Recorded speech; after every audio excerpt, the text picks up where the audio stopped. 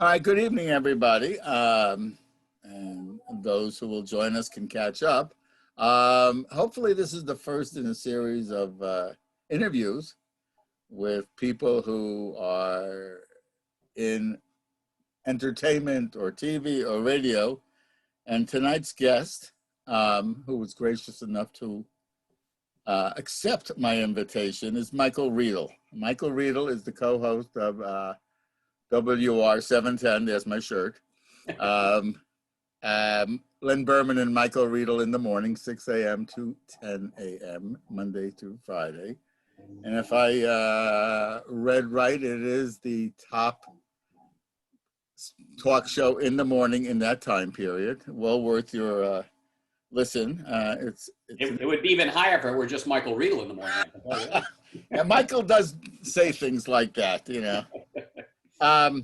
Michael is tomorrow, he told me, is celebrating his third anniversary with the show. Len's been there since the beginning. Michael's background was not really, if I get anything wrong, Michael, let me know. Sure. In radio, it's more in journalism. Yeah. He was, or still is, a columnist for the New York Post. I guess it's all digital these days, unless you have some. But before that, he worked at the Daily News. He graduated from Columbia University. He is the author of two books, one of which we will, I'll have some questions for him tonight. The first one he wrote in 2016 called Razzle Dazzle.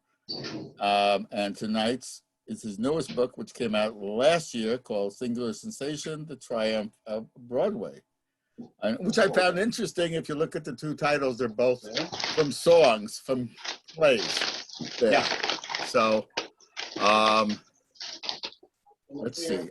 So, Michael, tell us, a little bit about your background, if you don't mind, where you grew up, and how you got to where you are today in radio. Yeah, I grew up in upstate New York, in Geneseo, New York, and I went to Columbia University for college in New York City. And I was not a theater person. I was the Broadway columnist for many years. Oh, okay. Thank you. So my background was in journalism and in theater. Oh. Go ahead. You there? I heard somebody eating popcorn. Yeah, well, I just muted them. Yes, if you haven't muted yourself, please do. Okay. So anyway, so I came to New York to go to college and, fell in with a bunch of people who were studying theater at Columbia. I was a history major with the idea of being a lawyer.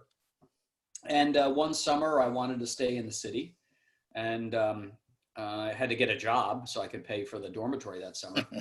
And I saw a posting, a summer assistant wanted at Elizabeth I. McCann Broadway producer's office. And I had no idea what a Broadway producer was.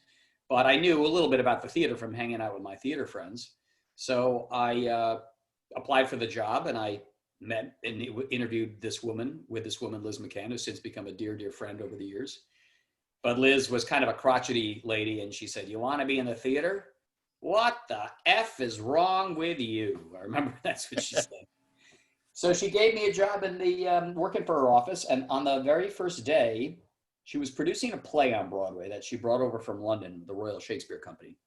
And first day on the job, I walked in and she said, this damn actor, he's a real pain in the ass. He's complaining that the air conditioning unit isn't working in the apartment we put him up in. She said, "Go fix it."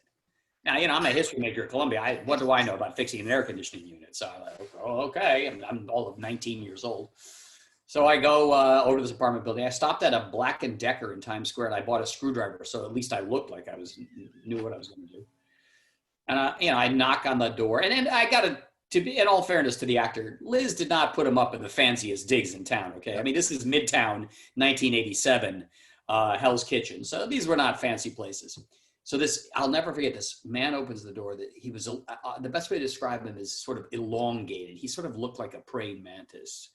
And I said, "I'm here to fix your air conditioning unit," with my little screwdriver there. And he said, "Oh, it's beastly hot in here. Beastly hot." So I go in and I walk through the bedroom and I see this rather fetching young woman's calf sticking out from under the covers of the bed. And all of a sudden she lifts the cover off and it's this cute woman. She said, "Oh, it's so hot in here. It's so hot in here." I walked over to the air conditioning unit in the window. I don't know what to do. So I just stuck the screwdriver and I jiggled it around and it started working. And so, "Oh, thank you, it's beastly hot in here." He left. Well, that play was Les Liaisons Dangereuses, and the actor was one Alan Rickman, who would go on to become super famous. And the young woman in his bed was the young ingenue in the play whom he was having an affair with. But that summer, I worked on Les Liaisons Dangereuses, which was a big hit, and I got to know people like Alan Rickman and Beatty Edney in the cast. And, you know, it was just great fun. I really had no idea what I would do in the theater. I just would go over backstage to deliver stuff that they needed to deliver, you know, basic errand boy sort of things. But I'd hang out backstage with all these fun actor types. So when I graduated from Columbia, I was looking around for a job, and I met someone at Columbia who was graduating in graduate school a few years ahead of me. And he took a job editing a little magazine called Theater Week. And he said, "Do you want to be the managing editor?" And I said, "Sure." So I started. I'd never written a review in my life. I'd never written a news story before. But the very first person I interviewed was this wonderful guy. I had so much fun with him, named Julie Stein, who wrote Gypsy, you know. And that summer, I decided to do a series on all the great Broadway composers. And you have to remember, Alan, back then, a lot of these old guys had been forgotten. It was really the era of Andrew Lloyd Webber. He was so dominant. But I met Julie Stein and Charlie Strauss and John Kander and Fred Ebb and Cy Coleman. And I had so much fun learning about the business, learning about these guys, that I just decided not to go to law school and knock around journalism for a bit. And eventually I got to the Daily News, and then the New York Post hired me, and I had a theater column there, you know, until it was furloughed when Broadway went dark. And so that's what I thought I would do. But you may remember there was this disastrous musical on Broadway called Spider-Man, Turn Off the Dark, that Bono on the Edge did. Yeah, everybody falls into the pit. Yeah, that's right. I lost $100 million. Well, I had some good sources on that. So I was writing column after column attacking that show. And those columns came to the attention of Don Imus. And Don invited me on his radio show. Now, I guarantee you, Don had zero interest in the theater. None whatsoever. But he liked the fact that people were being injured on the show because, you know, he was a bit of a sadist. That made him laugh. Anyway, Don and I got along well, and then he created a weekly segment for me, and I was with him for about 8 years. Once a week, we do an entertainment segment. And it was through that the radio world noticed me. And then I filled in for Mark Simone at WOR a couple of times. And Len's former partner on the show, Todd Schnitt, left the show after a couple of years, and they were casting about for a co-host. And they asked me if I wanted to, you know, do some time with Len, fill in. We did a week together, and we seemed to get along, and they offered me the job. And I thought, okay, well, I always thought I'd be a newspaper man, but at 51, 52, it was time to try something different. Yeah. And no thoughts of ever going back to like HVAC and trying to fix air conditioners again? No. My days as a handyman, while brilliant, were few. No. Now it's just letting me yakking away every morning on the radio. So, you know, a long way of saying my career was totally improbable. I mean, I stumbled into pretty much everything that I do. Well, yeah, and many people do that. I mean, I came out of college with a degree in English literature and wound up in IT. Now, that doesn't make any sense. I planned to be a teacher, but never did it. Yeah. And sort of got a job doing data entry, and just like one thing leads to another. And you're off and running. Exactly. Now, if I read right, your parents were involved in education and libraries. Is that correct? Yeah, my mother was a librarian. She was an elementary school librarian. And as a kid, I was a big reader. And my, you know, fondest memories were going to the Wadsworth Library in Geneseo, New York. In the winter. It was a wonderful old building from the 19th century, and the floorboards creaked when you walked in, and it just smelled of old books, and I loved it. That smell of old books to me is as great as, you know, the smell of garlic when you first throw it on the olive oil. And I would spend you know, all day Saturday in the winter just in this wonderful old cozy library reading. I can't say I was reading, you know, I wasn't reading Shakespeare. I was reading Ellery Queen. I was reading Ian Fleming. I was reading Agatha Christie. But I was always a reader as a kid. I never set out to be a writer, but I think what, you know, if I have any success as a writer, it's because I was a great reader as a kid. I really learned. I learned from the best. And people ask me now when I talk to students about how do you become a writer? I say, you've got to be a reader first. And the two people you should read when you're young are Ian Fleming and Agatha Christie, because their prose is spare and unadorned, and they move their narratives well. You know, you just want to turn the page whenever you read Ian Fleming, those James Bond novels, or the Hercule Poirot or Miss Marple mysteries. You know, they're atmospheric, but their language is just, it pushes the narrative along all the way. I take it you're saying the kind of books that you cannot put down. It's not the book you pick up and 2 weeks later pick it up again and stuff. You can read it all the way through because yeah. I mean, listen, it does, and there are, you know, I'm reading.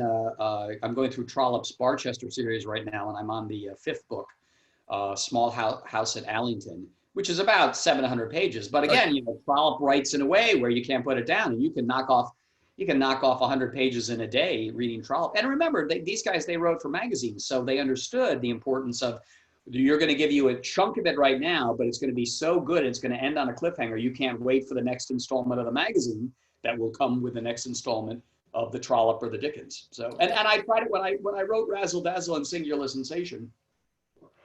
I did keep that kind of writing in mind, not that I'm Anthony Trollope or Agatha Christie or Ian Fleming by any stretch of the imagination, but just that notion of keep the narrative moving. You know, readers finish a chapter and they think, I really have to find out what happens next. What is going to happen next to these characters that I'm learning about? And I learned it from Fleming and Christie. It's a guess comparable to the serials and movies of the 1940s. You can't wait to get to the next one. Yeah, absolutely. So now I'll move on. We'll just talk briefly about Razzle Dazzle. Did someone approach you to write that book, or did you think about it and approach a publisher to write it? I know it's basically about Broadway and New York City in the 70s and the 80s, because I worked in the cities in the 80s and I know what kind of situation it was in, and you depict that in there. But who started the ball rolling on that? Well, it was funny. That was, the seeds of that book were planted when I was a young reporter, and I got to know Jerry Schoenfeld, who was the chairman of the board of the Schubert Organization, a very powerful man. And I got to know Jimmy Niederlander, who ran the Niederlander Empire, created the Niederlander Empire, and a lot of old Broadway producers. And I was always fascinated just to hang out with them. And they would tell me these incredible, great dramatic stories about what Broadway was like when they came into it in the 60s and 70s, when, you know, as you know, the city was going bankrupt, Times Square was dangerous. Many of the Broadway theaters were empty. They were being torn down. They weren't landmarked back in those days. They had more value as parking lots than they had as theaters. And the whole notion of Broadway was kind of old fashioned because, you know, in the 60s, you had the explosion of rock music and Motown. And so the traditional Broadway sound seemed old fashioned when compared to The Who and the Rolling Stones and the Supremes. So I remember just hanging out with Jerry and Jimmy Niederland. I'd go over to their offices just to talk to them, to learn the business. And they taught me a lot. But they would say, Michael, you know, you have no idea what it was like when we were struggling. I mean, the Schubert Organization was almost bankrupt. Jimmy Niederlander almost went bankrupt a couple of times. And I always thought, you know, there's a story that no one has really told, that the survival of New York City, what helped it a lot was the survival of Broadway, because Broadway and New York are forever intertwined. You know, there's only one Broadway and it's in New York, as the old I Love New York commercial said, right? And I remember just thinking, there's a story about these guys. You've never heard of them. No one knows the behind the scenes power structure of Broadway, how this handful of people saved this business. But it never occurred to me to write a book. And then one day I got a call out of the blue from a literary agent. And he said, you know, I read your columns and I like them a lot. And would you meet for a drink? Maybe you might want to think about doing a book. So we met for a drink and he said, we could do a collection of your columns. Maybe that might be fun. And he said, do you have any other ideas? And I said, well, I know these guys. I knew these guys. They were dead then. Jerry, Jimmy. And I said, they really had these battles to save Broadway and to save Times Square. And really, I think to help save New York. And I remember he said, that is a great idea for a book. That is a book I can sell. And he said, all right, go home and, just write a little proposal up. And of course, I didn't do a thing, because I'm like all journalists. I wait till the absolute last minute. If I have all day to write the story, I don't start it until 4 o'clock when the deadline's 5 o'clock. Conversely, if the story hits me at 4 o'clock, it's got to be done in 5. I can knock it off in that hour. Right. The way it works in journalism. And then one day he said, where's your homework assignment? And I thought, well, I'm a professional. I committed to doing it. You never miss a deadline in my racket. So one weekend I just wrote up the proposal, and then he helped me shape it here, there, and the other thing. And I gave it to him. And funny, he put it together in a beautiful package with illustrations and all that. And I was reading, and it was actually quite thick. And I was reading, and I thought, oh, wow, I guess I finished the book. It feels like a book. And well, little did you know, yeah. Little did I know. And then all of a sudden it sold very quickly to Simon & Schuster. And then I was like, oh my God, I got to write this book. I can't believe it. And I had a panic attack because I'd never written anything longer than 1,500 words in my life in a book, a lot longer than 1,500 words. But I just went back and I interviewed all the people that I got to know. I interviewed Phil Smith, who was then running the Schubert organization. I spent a lot of time with Jimmy Niederlander, Liz McCann. And I remember when I was interviewing them, I thought this is going to be a fun book to write because they have great stories that no one has ever told before. So Razzle Dazzle was basically a book about how a handful of people, Michael Bennett, who did A Chorus Line, Joe Papp, Public Theater, leading to Andrew Lloyd Webber, Cameron McIntosh, how these people really helped save Broadway when it was almost about to go under. And in so doing, I think lifted the fortunes of New York. And it ended around the early 90s. Right. And I wasn't sure what book I would do next. And I was casting around for some ideas. And one night over drinks with my editor at Simon & Schuster, he said, you know what I would really like? He said, I'd like a sequel to Razzle Dazzle.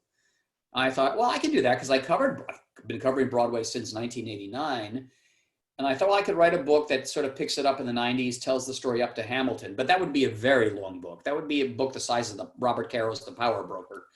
And then it occurred to me that the 90s was a big time on Broadway when you had shows like Rent, Chicago, Angels in America, The Lion King, Mel Brooks is the producers. And those shows back in the 90s were as well known as any movie or TV show of that era. And the 90s was a time when Broadway became a very big business, when a lot of money was being made on Broadway. And it's when Disney came to Broadway and other corporations started taking interest in Broadway, when Times Square was really being cleaned up. And I was trying to think, well, where do I end this book? And one morning, I got up and I looked out my window, and I used to have I live in the West Village right on Perry Street, right on the river. And I used to have a full-on view every morning to the World Trade Center. And one morning I woke up and I saw the gash in the North Tower. And then I watched the other plane hit and I watched it all fall down. And I remember that week vividly because we thought, well, how's Broadway ever going to open?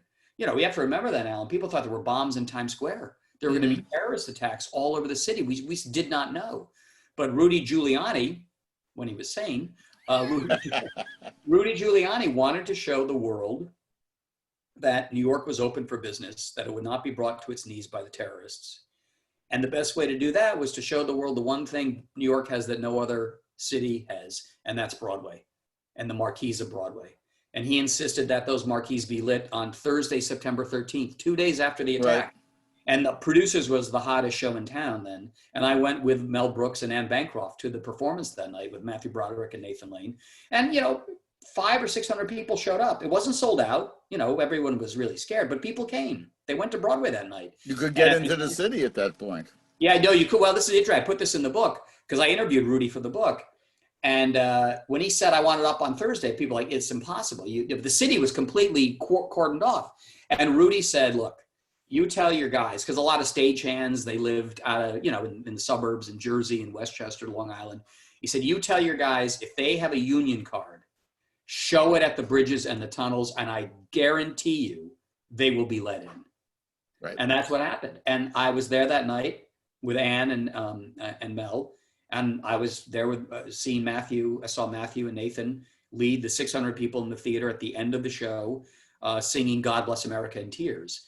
And when I was putting this book together, Singular Sensation, I said, that That is how you end a book. Right. And then, you show how quickly Broadway and the city came back after that terrible time. Now, the subtitle of the book is The Triumph of Broadway. I never intended that to be ironic as it is now during the pandemic, because I finished the book last February, and I went skiing in Switzerland the first week of March as a treat. And I was paying more attention to, is it going to be Bernie or Joe Biden as the Democratic nominee?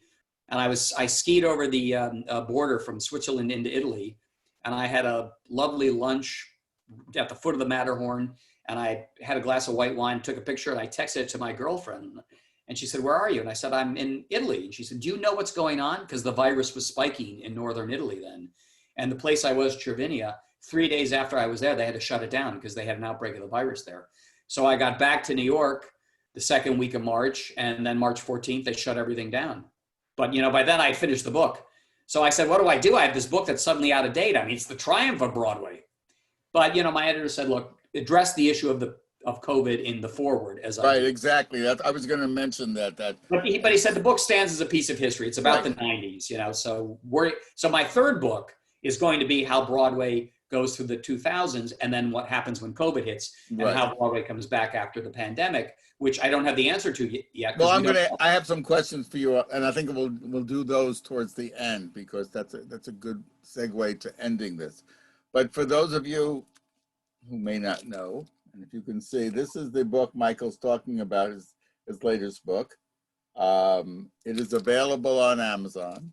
It is also available through Buckles. Buckles, Michael probably does not know, but it is the cooperative of libraries in the county and several other counties where you can borrow books. Right. And you can get it. It is available. I checked online today, both at Amazon and ours. And I've read it, and I heartily endorse it. It's a fun read. You're going to learn a lot of stuff behind the scenes, good and bad.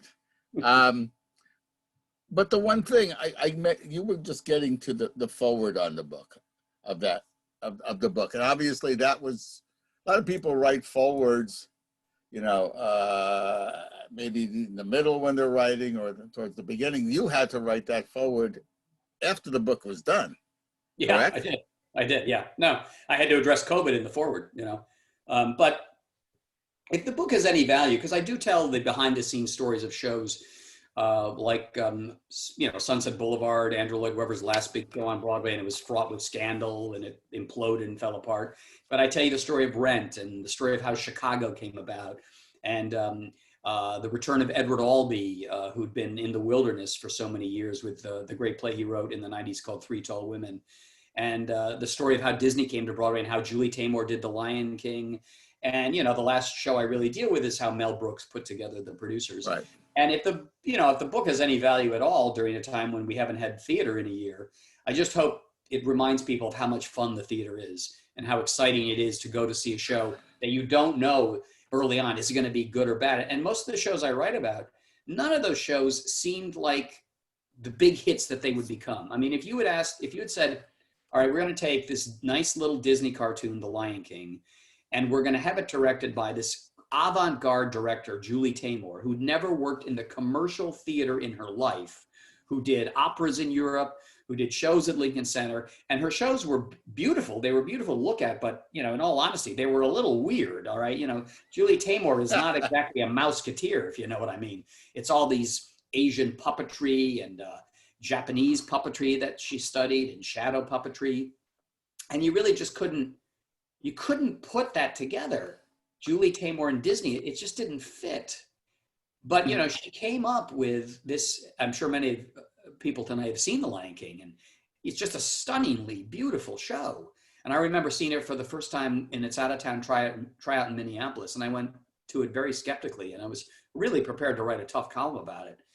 But after that opening number, The Circle of Life, and all those life-size puppets come down, I remember thinking, I don't think I have the vocabulary to describe what I have just seen.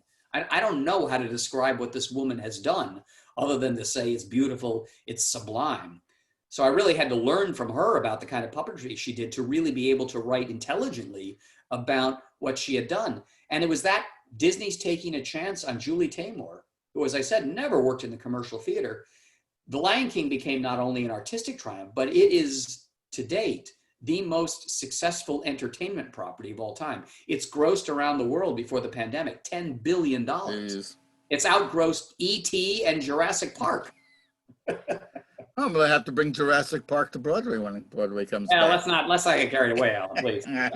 But the one thing I noticed in your book, now you had each chapter dealt with, whether it was Chicago or Titanic or The Lion King or The Producers or Rent.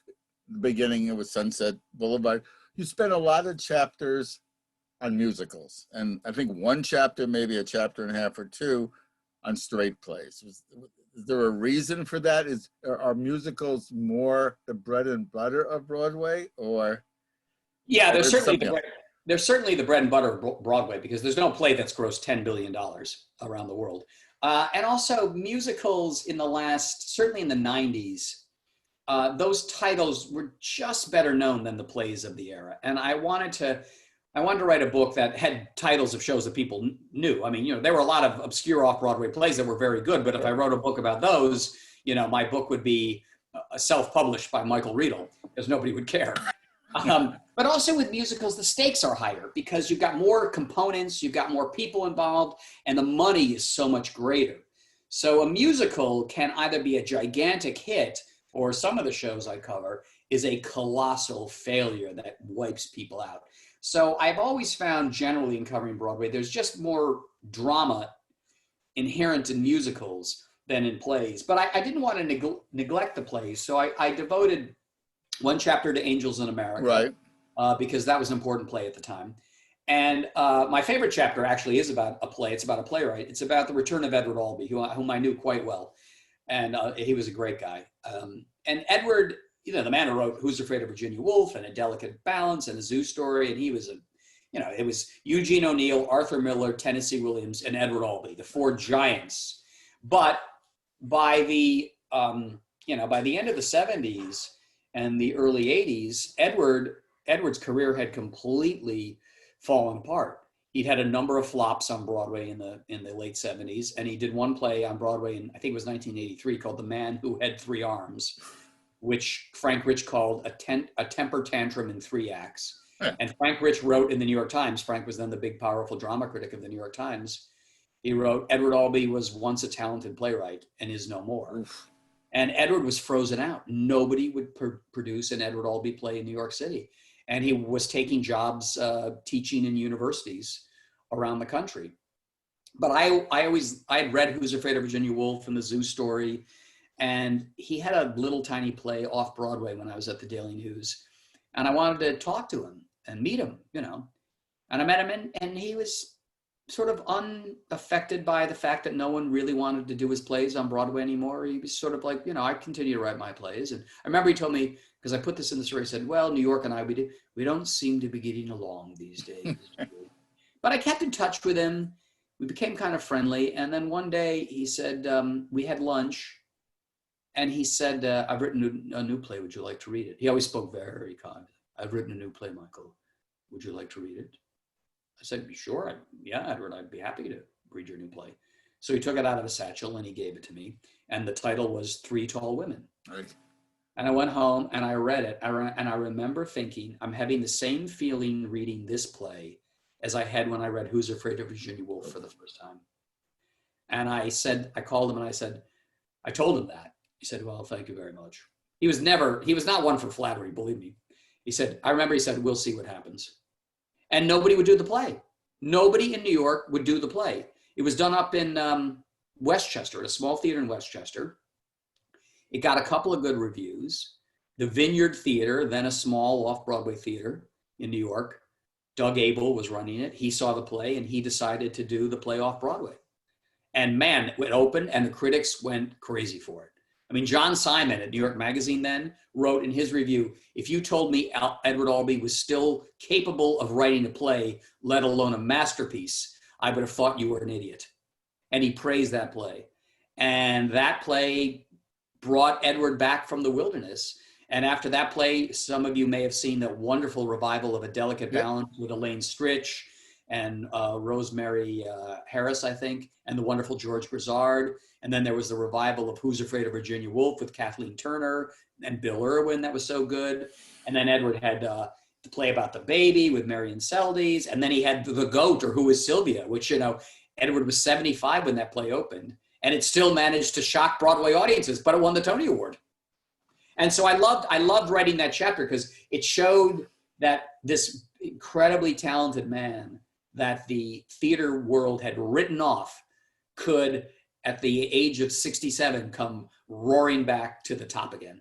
And do is there a lure for movie actors or just actors to do Broadway? You know, you're known for your career as to be in films, but you get people coming to Broadway, and you've got to do 8 performances a week. Yeah. Which is not like, oh, I'll do another take of this, or, you know, let's change this.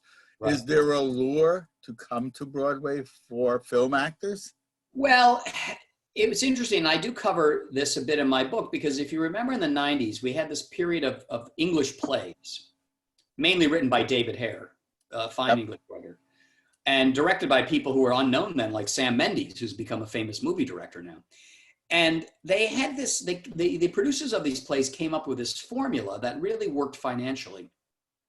Problem was, you could not get a big star to do a play, because in order to make a play financially viable with a big star, because you'd have to pay him a lot of money, the star would have to commit to at least 6 months to a year, right? But movie stars don't have that kind of time to give to Broadway, because they can make a movie in that year and make millions of dollars, as opposed to doing a play for a year and maybe make $1 million as opposed to $25 million a movie. So it was hard to get stars to commit to Broadway. But the producers of these plays, and I'm thinking of The Blue Room, The Judas Kiss with Liam Neeson, Amy's View with Judi Dench, the producers hit on this formula. All right, we'll open the play in London first with the big star, Nicole Kidman in The Blue Room, right. Liam Neeson, Judas Kiss, Judi Dench and Amy's View. We'll open it there for a limited run. It'll get, if it's good, it'll get good reviews, and it's hot with an actor. And then they put together this formula. We'll move it to New York, and everybody will take scale. We're not going to pay the star a huge amount of money. We're going to pay the star $2,000 a week. But everybody will get a piece of the profits at the end of the run, okay? So we can run the play for 14 weeks, keeping the running costs low, thereby maximizing the profits and splitting them in the end. So Nicole Kidman could come to The Blue Room. I think she only did 14 weeks on Broadway, right? But she only got $2,000 a week. But the show sold out, because if you remember, she took her clothes off for about three seconds, and she was on the cover of Newsweek when it meant something to be on the cover of Newsweek. And the profits of that play, and the play cost maybe $1 million to produce, but they made something like $7 million in profits, and she gets 20% of it. 14 weeks worth of work, you're making a few $1 million. So it became financially viable for stars to come to Broadway. And it also raised their profile in a way, because, you know, there are a lot of movies that are released, and a lot of movies take up all the publicity and you can get lost in the shuffle. But man, Nicole Kidman going to Broadway when she was married to Tom Cruise, that was big news. Big news. And as you said, I think he was there every night, you mentioned in the book, when she was doing the play. Well, so people wanted to see him too. Well, she was doing it in the Donmar Warehouse in London. It was a tiny theater, seats 150 people. And, you know, when he would come to see her, everybody was not looking at her, they were looking at him. So they actually had to build this little hidden booth in the back. So he would hide in the back in this booth with a peephole, looking out, watching his wife do the play that night. So no one knew that he was in the house. But that was a good formula. And, you know, Judi Dench was terrific in Amy's View. And remember, Judi was huge then, because she just won the Oscar for Shakespeare in Love. Yeah, all for like 8 or 9 minutes of film. Yeah, she was on the screen for 3 minutes. You know, she won the Oscar. There you go. I don't know. Oh, so I'm going to go off on a little side note here. 2 questions for you. I'll ask you the first one. How did you get to reading your book and then looking up some stuff? I guess you got a title of and I can't speak French, so please correct it, the Enfant Terrible of New York City. Oh yeah, the Enfant Terrible, yeah. Yeah, which I guess means you're an infant. How did you get that? It means I'm a terrible human being, basically. Yeah. You know, because I was a pretty tough columnist. You know, I really was interested in what was going on behind the scenes. I was interested in the gossip, and Broadway is rife with gossip. I was interested in who was making money, who was losing money. I was interested if the diva was fighting with her producer or her creator. In fact, I have, you know, my book opens with the saga of Sunset Boulevard. So, exactly. When Andrew when Andrew Lloyd Webber and Patti LuPone wanted to kill each other, and Andrew fired her and she sued him. And then he opened Sunset in Los Angeles and he put Faye Dunaway and then fired her and she sued him. And then he got along with Glenn Close until she went on vacation and his company lied about the grosses while she was away on vacation. And she wrote this letter, you know, saying, I've never been so insulted in my life. I made this show what it is today. And I was always fascinated by those stories because, you know, theater people by their nature are theatrical. They have huge egos. And sooner or later, those huge egos are going to collide. So I always wrote about what was going on behind the scenes, the scandals. You know, there were producers back in the day who they would take money from investors, and they were a little like Max Bialystock. Yeah. They'd say the play is going to cost $2 million. Well, but in fact, it really only cost $1 million, but they'd raise $2 million. And that other $1 million would somehow just go away and never to be seen again. And I had a lot of good sources back in those days. I mean, I knew, because I got to know the theater owners, the Schuberts and the Niederlanders. They knew everything that was going on, and they came to trust me, and they told me a lot of great stories. So I was always the person back in the day, if you got Michael Riedel's on the phone, their blood would freeze. Oh my God. And then I would play this game with everybody. I would wait until my column always ran on a Friday. And I would wait until around 2 o'clock to spring what I knew on the people I was writing about, because I didn't want to give them too much time to be able to spin it. So I wouldn't. And then there came this moment where all the press agents told me everybody would sit at their desks Thursday at 2 o'clock, waiting for the Michael Riedel phone call, knowing something horrible was going to happen. But I mean, I tried to do it with a sense of humor.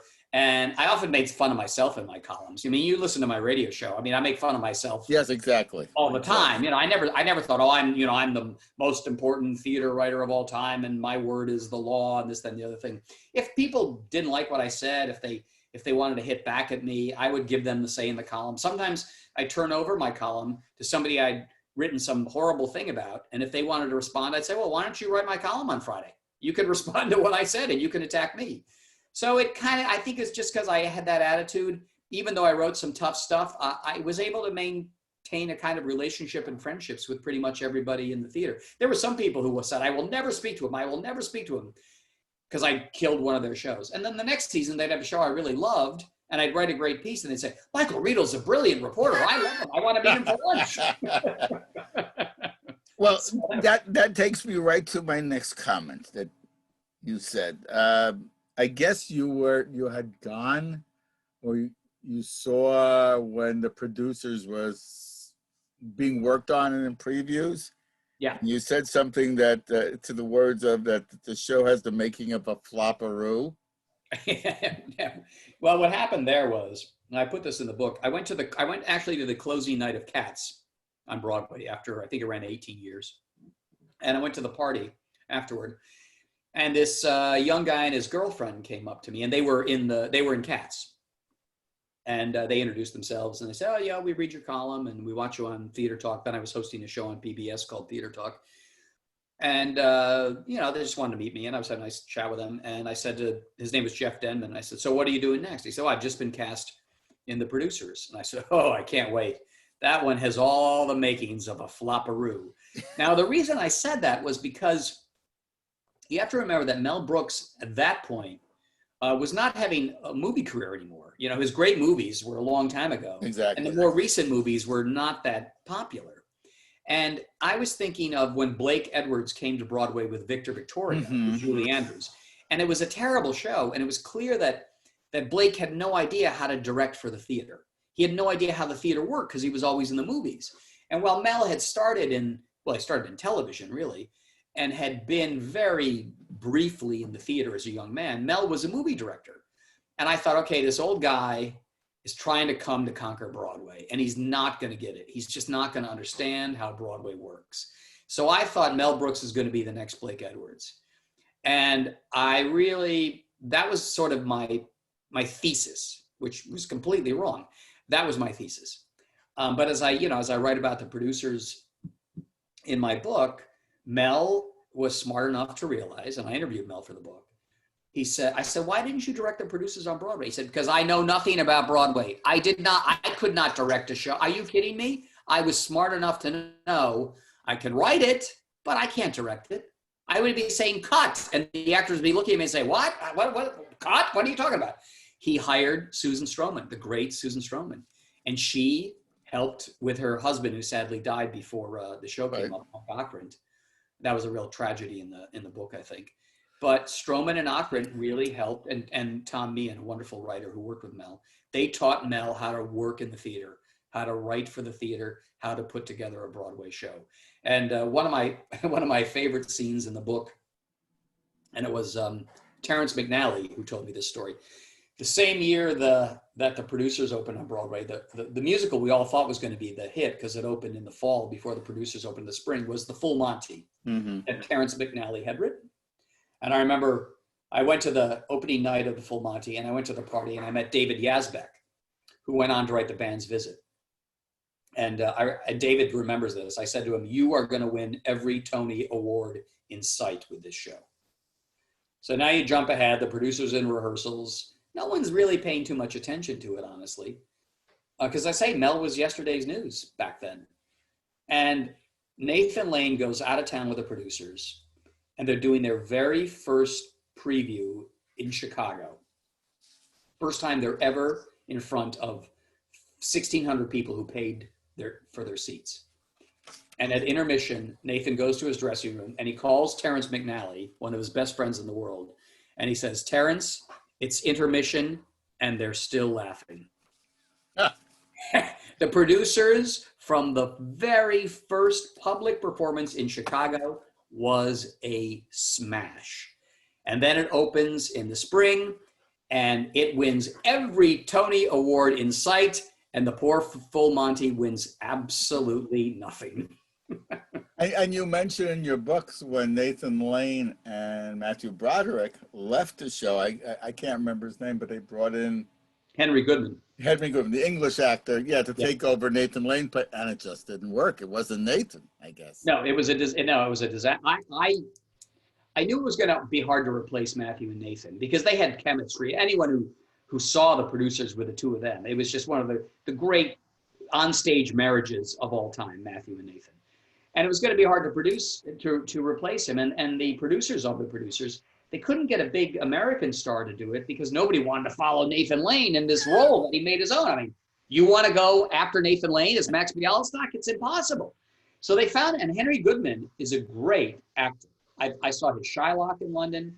He did a Guys and Dolls in London that was very good. He's a sensational actor, but he's English, and Mel Brooks is the New York Jewish humor. Now Nathan is not Jewish, but he's as close to Jewish as you can get. Okay, he's actually Irish Catholic, but he understands Mel Brooks. He understands the rhythms of that. He is a clown. He is a Mel Brooks kind of clown. All right. Henry Goodman was not. And I had friends in the cast of the producers, and I put this in the book.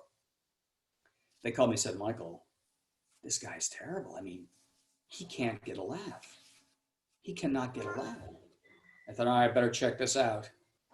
So I called the press agent of the show, a good friend of mine, John Barlow, and I said, look, I don't want any surprises, but I hear there's trouble with Nathan's replacement. I want you to know I bought a ticket and I'm going to the Wednesday matinee and I'm going to see for myself.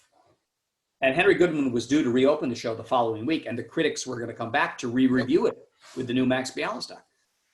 So I go and I bought a ticket kind of at the back of the house. I didn't want the cast to be able to look out and see me sitting there, gleefully enjoying the disaster that is unfolding. And I remember Henry Goodman came out, and there's one line in the producers that even I, as a waspy guy, can say and get a laugh. And it's Max Bialystock who says, when I was young and gay, but straight, Henry Goodman came out and he said, when I was young and gay, but straight, there was no laugh. And I heard this pounding behind me. I turned around and it was Mel at the back of the theater pounding the wall of the theater. And he proceeded to pound the wall of the theater at every joke that Henry Goodman couldn't get a laugh on.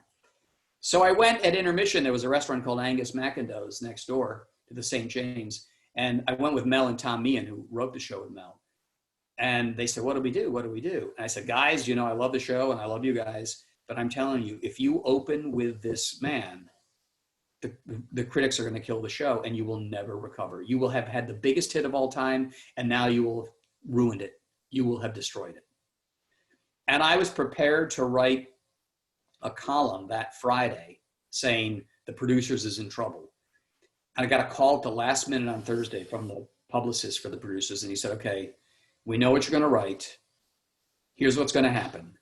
Henry Goodman is going to be fired on Sunday after the matinee. We're asking that you don't write anything about the producers on Friday, but we will give you the exclusive story that he's being fired for the paper on Monday. I said, you got a deal. So I wrote something else. And then I sat by my phone. And sure enough, right after the matinee, I got the call. Henry Goodman's been fired. Go with the story. Boom. And it was, you know, it was the front page. And I had said to them, I said, you know what you got to do? You've got to put, my friend Brad Oscar was in the show when he was Nathan's understudy. I said, you got to turn this around. It said, it's going to be tough, the headlines in the beginning. Henry Goodman fired, show's in trouble, disaster. But then you can have the story of, but understudy steps forward. Because Brad had been with the show from the beginning, so he knew it backwards and forwards. And he's a wonderfully talented guy. He just is not a star like Nathan. But then you can switch it around and you can say, oh, understudy saves the day. And that became the story. It's 42nd Street all over again. Exactly. But I will tell you this, Alan, as much as I like the producers, and I saw many versions of it with many different people, it was never as good as it was with Matthew and Nathan. You could not replicate what those two had on screen. I mean, in my mind, Nathan was an extension of Mel. I mean, if Nathan was around and acting and more known, he would have been in the company with Harvey Korman and Cloris Leachman and all that group when Mel was making his really big movies. He would have fit in well there. Absolutely. Absolutely. No question about it. All right, just a couple. I don't want to hold you all night, but a couple more questions. I mean, you go through the actors and the divas and the shows, but you spend a lot of... Sorry, Alan, I'm losing you a little bit. All right, this better? You're the IT guy who's lost. The IT guy who breaks things. Yes. You go through in the book. You go through the actors and the divas and the directors and the shows, but you spend a lot of time on people who are producing shows. And I mentioned this to you earlier, that what goes on behind the scenes to get a show onto Broadway is not just, you know, oh, we'll hire some actors and we'll get a theater. And there's a lot of things that come up. And one name that kept coming up was Garth Grabinski. He seemed to take a big hit because I guess he was keeping a couple of books there. Well, Garth is kind of the villain of my book, Singular Sensation. Garth was a big, powerful movie executive, and he got pushed out of the movie company he founded called Cineplex Odeon. And he went to the theater and he got the rights to the Phantom of the Opera. He was Canadian. He did in Toronto, and the Phantom was a huge hit in Toronto.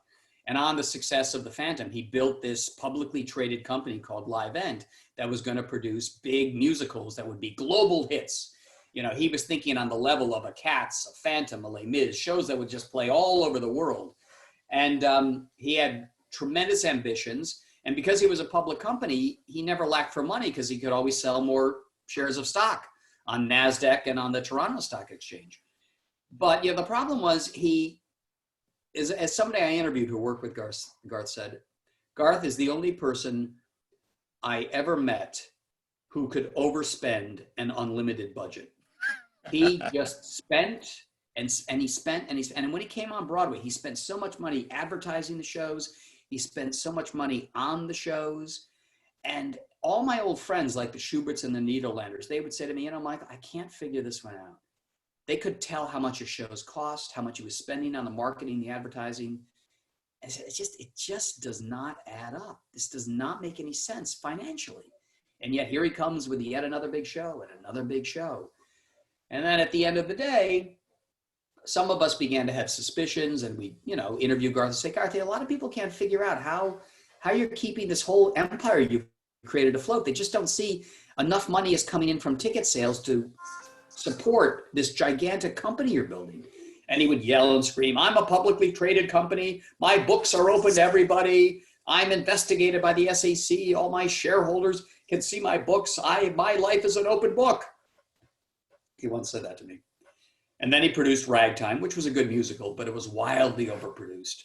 And it lost the Tony Award that year to The Lion King. And the Tony Award is very important. You know, that can add years to your show as an important marketing tool. And within a year after losing to The Lion King, Garth's entire empire completely imploded. And it turned out, yeah, his books were open, but the books you saw were fraudulent. There was a secret set of books that he kept and known only to him and a few guys in his company that show this ever widening sea of red ink, that these big shows that he produced that won these awards that you thought were hits were in fact losing tons of money.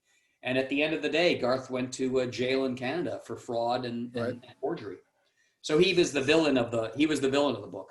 And he was a great character for me to write about. He was very intimidating at the time when I was interviewing him, when I knew him, because he was very powerful and he was belligerent and a kind of a bully.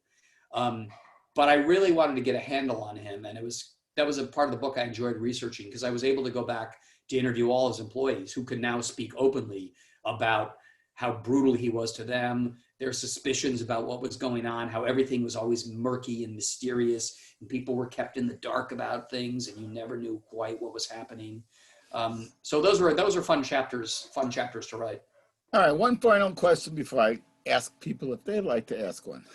The future of Broadway. You know, this morning on your and Len's show, you had the person who owned the comedy club, who he can reopen in April, but at a third of the capacity. What are you hearing, and what are your expectations for Broadway to return? I mean, it's a big part of the city. Yeah, I talked to Jeffrey Seller, who's the producer of Hamilton. I was on the phone with him, on a Zoom chat with him last night. And I said, can you guys open, 25%, 30% capacity? He said, no, we can't. It makes no financial sense to do it. There's no way we can do it. He said, we cannot open until most people are vaccinated and we've achieved what they call herd immunity, and we can open at 100% capacity. That's the only way we can do it. Because if we open up and we only have 33% of the house full, we're never going to make our costs. And we're going to lose so much more money that we're all going to close. So he said, don't look for us to come back until maybe October, November, end of the year. I know Hugh Jackman is planning to open the Music Man at the Winter Garden in February. I think that's definitely possible. But until they can open at 100% capacity, they're not gonna even attempt it. Now, what they're also gonna have to do, though, is to entice people to come back to the theater. They can't reopen and charge, as Jeffrey was at Hamilton, $850 for the premium price seats. They're gonna open and their ticket price is gonna be around $225, $250. And their premium price seats, he said, they're not going to be $800. They'll probably fall to $500 or $400. It's going to be what the market will bear. And we're going to have to be very flexible in our pricing until we can build up the confidence of the audience feeling okay about being in an old theater with 1,800 other people. Mm-hmm. Do you think, I know after 9/11, the cast of many plays, they did that commercial. Yeah. Which was based on the I Love New York commercial. Exactly. How about they do something like that again? They know they'll come back. Yeah, I think they're planning that. I don't think you're going to see that commercial until next year. No, but I understand. If I were a betting man, I think you would probably see a commercial in which Hugh Jackman, dressed as Harold Hill, leads all of Broadway marching through Times Square for a very big commercial, just to show the world, hey, Broadway's back. It's resilient. Come to see a show. And you got to remember, Broadway has survived so much. It survived the Great Depression, right? When, they used to do 300 plays, 400 plays a season. And at one point they were down to 70 plays during the Great Depression. It survived television. It survived the movies. It survived the fiscal crisis of New York City in the 1970s. It survived AIDS. It survived its first pandemic, really, if you think about it. AIDS was the pandemic that really hit Broadway before it hit anyone else. And it survived 9/11. It will survive the pandemic, but it's going to be a much slower recovery than it ever was before. Well, I thank you for your insight. Now, if anybody, you can unmute yourselves now. Now we'll hear from you if you would like. If you have a question, raise your hands, ask the question. And Michael, I'm sure will be happy to answer it. And I'm looking at the participants and no one is unmuting. So I'll ask one more while they're thinking of questions. My final question. You were talking about, Broadway coming back. Do you also get to talk? I mean, the pandemic has not only affected the people who star on Broadway, but if it's a musical, it's the orchestra, it's the stagehands, it's the restaurants, it's the cabbies. Have you been able to talk to anybody like that and how it affects them? Yeah, no question about it. I mean, listen, you don't cry for Nathan Lane and Hugh Jackman. They've been perfectly fine, trust me. But I know all the ushers. I know the stagehands. My friends own Sardi's. They're really struggling. They say, we can't come back until the theater comes back. And I know all the bartenders and the waiters at Sardi's. These people they haven't had a paycheck in a year. They're not going to have a paycheck for another 6 months probably.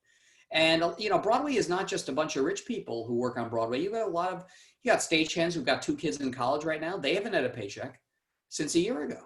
So it's been devastating for these people. And I have a lot of younger friends in the theater who are in the chorus of shows. They've had to leave New York. They couldn't afford to be in New York anymore. They moved back in with their parents. And some of them have decided that they had to try to do other careers. Some of them are, I know one guy, he was dancing in the chorus of one of the new Broadway shows opening, got closed. He said, Michael, I'm taking classes online about becoming a nurse because he didn't know when Broadway was going to come back or if his show was going to come back. So yeah, it has totally upended the financial lives of a lot of people who are just working people who made their living from Broadway.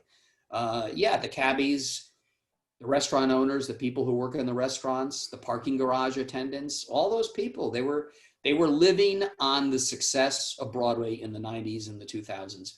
And that was taken away from them abruptly and for a long time. Okay, last chance for questions for Michael. I want him to be able to go eat his dinner. I want to be able to eat mine. Well, no one's raising their hand or asking a question, so I will have some closing remarks. First of all, Michael, thank you for taking the time. I appreciate it so much. We're a small little library in New Jersey, and your willingness to speak about Broadway and your books. Again, remember that his latest book, Singular Sensation, I'll hold it up again one more time. Hold on. You can never hold it up too often. When you can never speak about it too much on the radio. Exactly.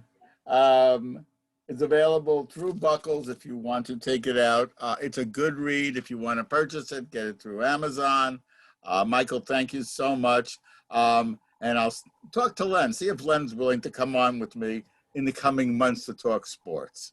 Oh, absolutely. All right. And as long as he doesn't have to leave his den. And that's fine. I'll come to his house and stand outside if he wants. You wave to it from the mailbox. That's it. Thank you so much. Al, if I can, before you run, just wanted to say thanks for a great time. Really appreciated the interview. Thank you, Tony. Thank you. Thank you. Everyone be well. Michael, have a good show tomorrow for your anniversary. And everyone be well. Thank you so much. Take care. Bye-bye. Take care. Bye. Thank you.